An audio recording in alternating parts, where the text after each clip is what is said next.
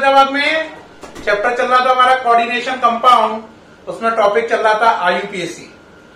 Coordination compound की IUPAC में 8 type होते हैं। 8 टाइप हैं। वर्जन आप कितने भी बना सकते हो, 1000, 2000, 5000 आईयूपीएसी बनाओ, लेकिन उनके टाइप टोटल 8 है। 8 में से पहला टाइप था सिंपल आयन के बाद कॉम्प्लेक्स आयन। दूसरा था जब कॉम्प्लेक्स आयन पे नेगेटिव चार्ज हो। तीसरा था कॉम्प्लेक्स आयन के बाद सिंपल आयन।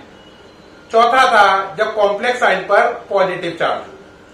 इस वीडियो में हम अगले 2 टाइप डिस्कस करेंगे, टाइप 5 और 6। फिर नेक्स्ट वीडियो में डिस्कस करेंगे टाइप 7 और टाइप 8। तो आज हमें पढ़ना है टाइप 5 और टाइप 6, यानी केस नंबर 5 और 6। तो केस नंबर 5 है केस 5। क्या केस है? When coordination sphere is neutral.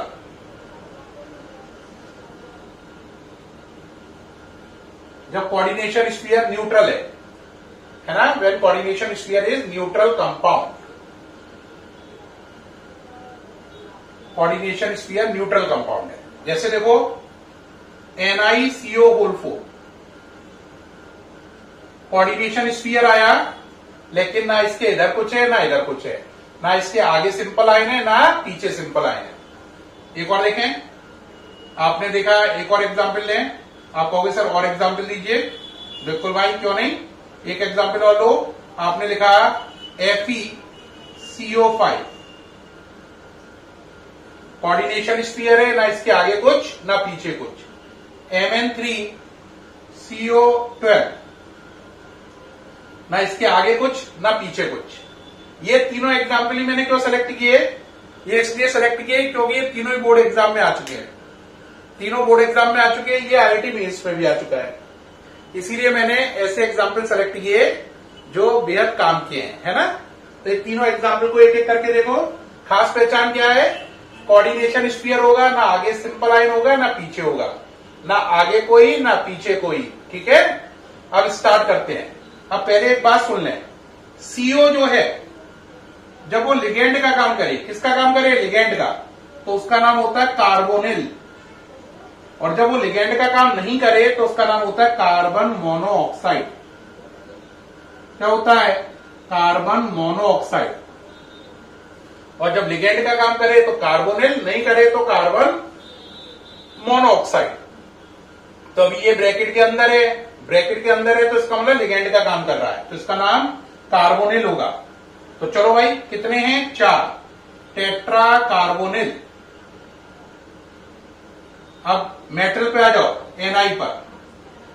देखो, अगर कोऑर्डिनेशन स्फीयर न्यूट्रल हो, है ना, या उस पर प्लस चार्ज आए, या वो पहले हो, प्री का मतलब है कोऑर्डिनेशन स्फीयर पहले है और सिंपल आयन बाद में, तो इसका नाम है निकिल। कोऑर्डिनेशन स्फीयर पे माइनस चार्ज हो, या वो सिंपल आयन के बाद में आए, लेटर, लेटर मीन्स बाद में, तो इसका नाम होता है निकलेट। क्या नाम होता है? निकलेट। ठीक, ऐसे ही Fe का यहां पे क्या होगा? आयरन। और यहां पे नाम होगा फेरेट। ऐसे ही Mn का नाम क्या होगा? अभी बताया मैंने, Mn का मैग्नीज। और यहां पे मैग्नेट। तो बताओ यहां पे कौन सा नाम यूज होगा इसका? निकिल। कौन सा? निकिल। नोट कर रहे हो ना? अरे नोट करते जाओ ना, बुद्धुओं की तरह ये नहीं है कि बैठे रहो मुंह में दही जमा के, नोट करते जाओ। ठीक, अब देखो भाई, तो यहां पे क्या रहा प्यारे बच्चों? बोलो, टेट्रा कार्बोनिल। नाम क्या रहा? निकिल। अब इसका ऑक्सीडेशन नंबर निकालो, वो ब्रैकेट में लिखना होता है Ni का X। कार्बन मोनोऑक्साइड तो न्यूट्रल होती है, तो न्यूट्रल है तो इसका मतलब क्या हो गया? 4 का कितना हो गया? 0। ऊपर कुछ है नहीं, तो इक्वल टू भी 0। X की वैल्यू 0। अब 0 आया तो घबराओ नहीं, 0 आया तो हाँ अब क्या करूं, कुछ घबराने की जरूरत नहीं है। 0 है तो 0 लिख दो भाई, ये लो 0 अंडा दे दो। क्या नाम पड़ा? Tetra carbonyl nickel 0। क्या नाम पड़ा? Tetra carbonyl nickel 0। Very important, IT mains में भी आ चुका है, बोर्ड में भी आ चुका है, एम्स में भी आ चुका है, नीट में भी आ चुका है। वेरी वेरी इंपॉर्टेंट, एग्जाम में जरूर आता है, बोर्ड में, इसलिए ध्यान से नोट कर लो, लिख लो। ये मोहर है, ये बग्गा सर की मोहर है कि भैया ये आएगा आएगा।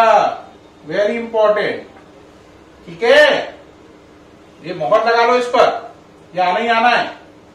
ठीक, अब नेक्स्ट चलो, नेक्स्ट चलिए, अब अपने से बनाओ प्यारे बच्चों। कई बच्चे मेरे बेहद होशियार हैं, वो अपने से ही काम कर लेते हैं। अब उनके लिए बनाओ भाई, क्या नाम बना? आपको 5 सेकंड तक का टाइम दे रहा हूं, मैं रुका हुआ हूं, बोलो। 1 2 3 4 5। अब जिन्होंने बना लिया वो आंसर चेक करो। पेंटा कार्बोनिल, आगे बोलो, आयरन ब्रैकेट में 0, पेंटा कार्बोनिल आयरन 0।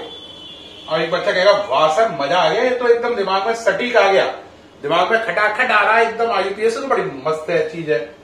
हाँ बेटा, अब देखो, इसलिए अच्छी लग रही है आईयूपीएससी क्योंकि मेरे जो बच्चे हैं वो बेस्ट है।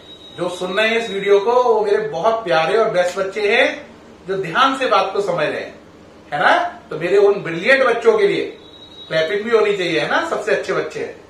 चलो बच्चों, अब इसका बनाओ Mn3CO12। अब जो बच्चा बनाएगा मेरे हिसाब से सबसे होशियार। चलो भाई, आपके अब शुरू होते हैं 5 सेकेंड। 1 2 3 4 5। अब बच्चा कहेगा सर मुझे एक दिक्कत आई, यहां पे 12 का मुझे मतलब ही नहीं मालूम था। कहेगा सर 10 तक तो याद था, 10 तक को तो क्या बोलते हैं? डेका। सही है, 11 और 12 मुझे आगे नहीं मालूम। बेटा बहुत सरल था, देखो 1 2 3 4 तो याद है, 5 का पेंटा, 6 का हेक्सा, हेप्टा, ऑक्टा, नोना और डेका 10। 11 को क्या बोलते हैं? अनडेक। 12 को क्या बोलते हैं? डूडेक। नोट कर लो, दही मत रखो मुंह में, जल्दी से नोट करो कॉपी पे। 13 को ट्राइडेक, 14 को टेट्राडेक। अब कहोगे सर 15 को, अरे भाई पेंटाडेक। 16 को हेक्साडेक। 17 को 7 को क्या बोलते हैं? हेप्ट, तो हेप्टाडेक। 18 को ऑक्टाडेक। 19 को क्या बोलते हैं? नोनाडेक। अनडेक, डूडेक, ट्राइडेक, टेट्राडेक, पेंटाडेक, नोनाडेक। ठीक। 20 को डेकाडेक नहीं बोलते हैं, इसे आइकॉस बोलते हैं। क्या वर्ड यूज करते हैं? आइकॉस। ठीक है, ये ध्यान रखना, 20 पर आइकॉस है, डेकाडेक नहीं है। तो ये उम्मीद है आप ये नोट कर रहे हैं। तो अभी यहां पर कितना है? 12। तो 12 को क्या हो गया? डूडेक। 12 का डूडेक। तो चलो भाई, डूडेक या डूडेका ये और लगा लेना चाहिए, डूडेका होगा बेटा। तो 12 के लिए क्या होगा? डूडेक, डूडेका, है ना। मैंने जहां पे लिखाया आपको पहले 11 पे क्या लिखाया है, 12 पे क्या लिखाया है, नाम याद है? वहां पे ए बढ़ा लेना। क्या बढ़ा लेना? ए। तो 12 पे डूडेक की जगह डूडेका। चलो भाई, डूडेका। अब सीओ का नाम क्या है? कार्बोनिल। ए बढ़ा लेना यार, ए लिखना भूल जाऊं मैं, तो ए बढ़ा लेना, ठीक है। डूडेका कार्बोनिल यानी 12 कार्बोनिल है। अब ये कितने हैं? 3। तो ट्राई, नाम क्या है इनका? मैग्नीज। ऑक्सीडेशन नंबर निकालो, 3 Mn का 3x, 12 CO का 0 इक्वल टू, ऊपर कुछ नहीं है, 0। 3x equal to 0, x equal to 0, तो ब्रैकेट में 0। तो नाम पड़ा dodeca carbonyl tri manganese 0। Dodeca carbonyl tri manganese 0। ठीक है, ओके रहा। तो ये पूरा हो गया बेटा। इस तरीके से केस नंबर 5 पूरा हो गया। जब कोऑर्डिनेशन स्फीयर न्यूट्रल है, न्यूट्रल की खास पहचान होगी, ना आगे सिंपल आइन होगा ना पीछे सिंपल आइन है। तो जब आपके आगे और पीछे दोनों तरफ सिंपल आइन नहीं है तो आप न्यूट्रल है। ठीक है। अब केस नंबर 6 पे आ जाओ। यहां तक क्लियर है? केस नंबर 6 तब होता है जब पॉजिटिव आयन भी कॉम्प्लेक्स आयन है और निगेटिव आयन भी कॉम्प्लेक्स आयन है। Case number 6, when positive ion as well as negative ion both are complex ion, both are complex ion। जब पॉजिटिव आयन भी कॉम्प्लेक्स आयन है, निगेटिव आयन भी complex ion है। कहोगे सर कौन सा केस रहा, समझ में नहीं आया। CrNH3 6, COCl6।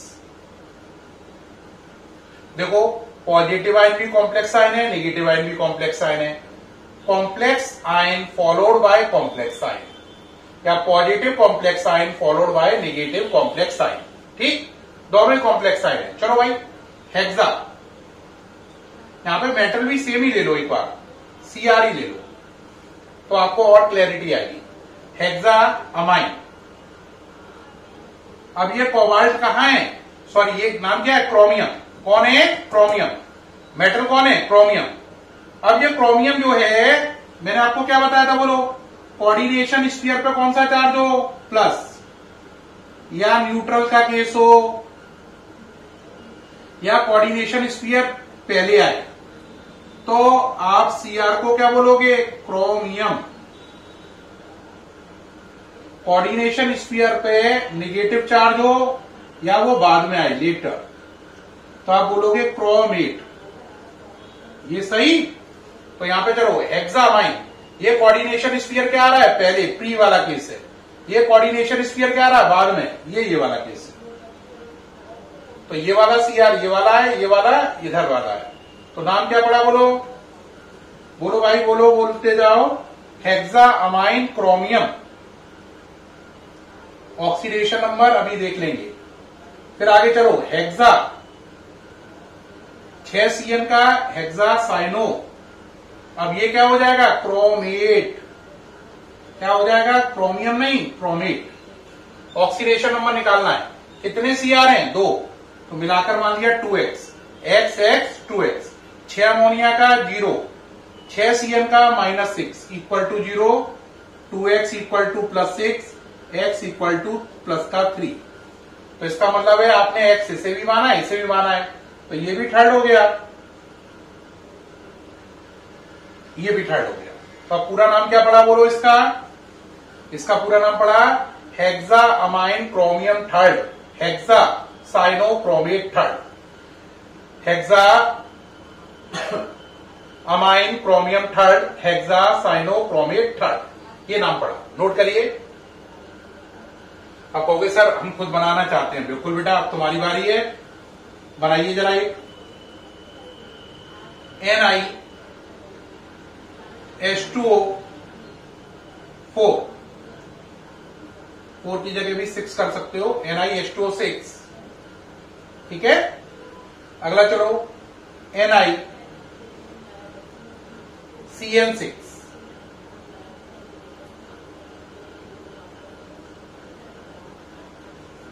यहां पे मैं मेटल बदलना चाह रहा हूं, Ni को रिप्लेस कर रहे हैं, इसकी जगह हम Fe लेना चाह रहे हैं।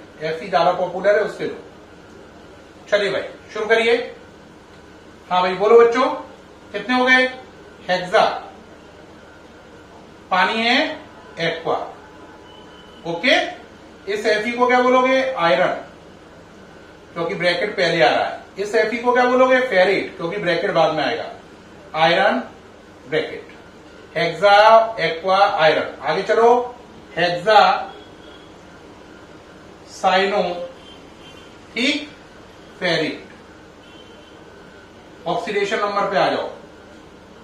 Fe यानी 2x, 6 वाटर का 0, 6 Cn का -6 इक्वल टू 0 है ना, 2x equal to 6, x equal to 3। तो ये भी थर्ड आया और ये भी थर्ड आया। तो क्या नाम पड़ा, hexa aqua iron third, hexa cyanoferrate third, क्या नाम पड़ा? Hexa aqua iron third, hexa cyano ferrate third, ये पूरा इसका नाम पड़ा। ठीक है, उम्मीद है आप कर पा रहे हैं, करिए जल्दी से, नोट कर लीजिए। ठीक है, ओके रहा। अब इसमें आपको एक केस और कराते हैं जिससे आपका कॉन्फिडेंस थोड़ा सा बढ़े। और एक बच्चा कह रहा होगा कि दोनों मेटल सर सेम लेते हैं, अलग अलग ले लें तो ले सकते हो। यहां पे लो CrNH3 6, यहां पे लो FeCN 6, अब तो अलग अलग हैं। चलो भाई, क्या रहा? Hexa amine chromium, oxidation number अभी सोचेंगे। अब अगला चलो, हेक्सा साइनो फेरेट। ठीक, अब जरा सोचो, बहुत सिंपल सी बात है, जो क्रोमियम होता है उसके मेन ऑक्सीडेशन नंबर जो होते हैं ना, वो 3 और 5 होते हैं। कौन कौन से होते हैं? 3 और 3, 5, 6, ये है उसके मेन। तो क्रोमियम का मेन ऑक्सीडेशन नंबर क्या है? +3, और क्रोमियम का इसके अलावा +6 भी होता है। तो आपको सोचना पड़ेगा। आयरन का क्या होता है? +2 और +3। अब आपको सोचना पड़ेगा किससे सेटिस्फाइड होगी बात। मान लो इसे आप 3 मान लो, तो देखो ये +3 हो गया, ये तो 0 ही है, तो पूरे ब्रैकेट पे कितना चार्ज आ गया? +3, है ना? आ गया या नहीं आ गया? अगर इस पे पूरे पे +3 है तो इस पूरे पे क्या आएगा? -3। -3 होने पर आयरन का ऑक्सीडेशन नंबर क्या आएगा? +3। तो देखो क्रोमियम, अगर आप यहां पे इस Cr को 6 मान लो, है ना, अगर इस Cr को कितना मान लो? 6 और 3, दो ऑप्शन है।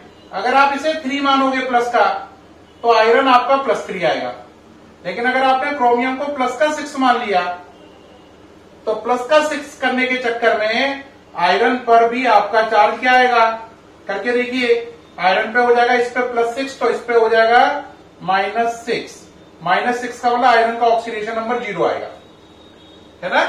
तो इस तरीके से हम देख रहे हैं, अगर इसका 3 माने तो आयरन का 3 आएगा, और ये दोनों बातें पॉसिबल है। लेकिन अगर हम इसका 6 मान लें तो ये तो सही है, आयरन का 0 हो जाएगा, ये गलत है। तो इसका मतलब है हमें इसका कितना मानना पड़ेगा? लॉजिकली 3। तो इसका मतलब हो गया, इस क्रोमियम का चार्ज रहा होगा प्लस का 3, कितना रहा होगा? प्लस का 3, और आयरन का भी 3। चेक करो बैलेंसिंग को एक बार, देखो इसका +3 है ना, टोटल प्लस माइनस बराबर होना चाहिए। 6 अमोनिया का 0, इसका +3, 6 CN का -6, तो ये -6, ये +6, टोटल कितना आ गया? 0। ये बात सही आ रही है। यानी कि जब मेटल अलग अलग हो तो आपको उन मेटल की मेन ऑक्सीडेशन स्टेट मालूम होनी चाहिए। अगर मेन ऑक्सीडेशन स्टेट मालूम होनी चाहिए, फिर उसमें से उनको लगाकर देखते हैं कहां कंडीशन सेटिस्फाइड हो रही है।